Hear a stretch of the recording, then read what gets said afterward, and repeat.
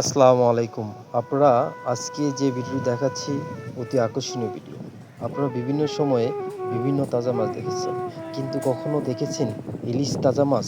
আজকে সম্পূর্ণ ভিডিও দেখলে আপনারা দেখতে পারবেন ইলিশ তাজা মাছ।